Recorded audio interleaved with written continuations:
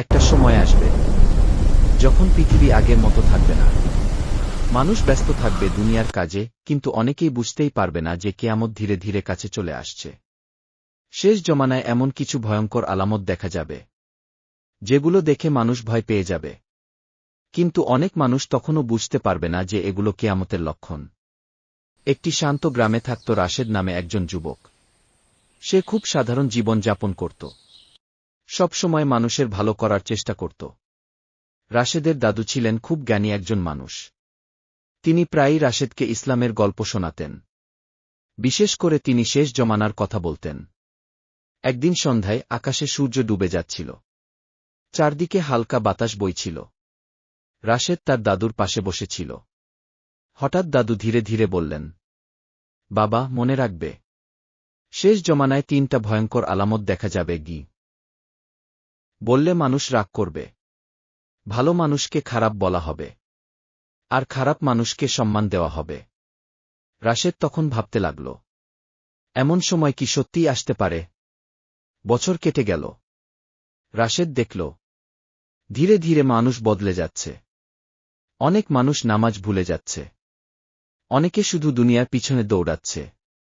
মিথ্যা কথা বলা যেন খুব সাধারণ হয়ে গেছে। প্রতারণা আর অন্যায় যেন মানুষের জীবনের অংশ হয়ে গেছে। রাশেদের বুক কেঁপে উঠল। সে মনে মনে ভাবল, এটাই কি সেই সময় যার কথা দাদু বলেছিলেন? তারপর দাদু বলেছিলেন দ্বিতীয় আলামতের কথা।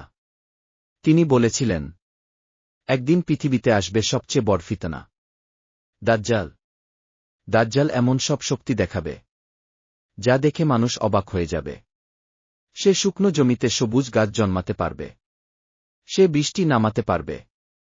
অনেক মানুষ তখন তাকে বিশ্বাস করতে শুরু করবে। কিন্তু দাদু বলেছিলেন, যারা আল্লাহর উপর ভরসা রাখবে তারা দাজ্জালের ফিতনা থেকে বেঁচে যাবে। অনেক মানুষ তখন বিভ্রান্ত হয়ে যাবে। কিন্তু কিছু মানুষ সত্য আঁকড়ে ধরে থাকবে।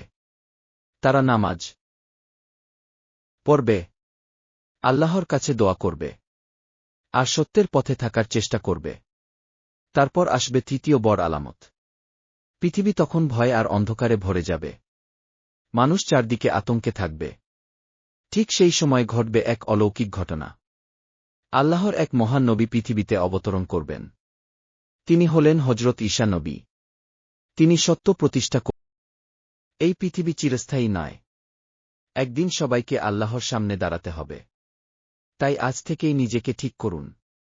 নামাজ পড়ুন, ভালো কাজ করুন, আর সত্যের পথে চলুন।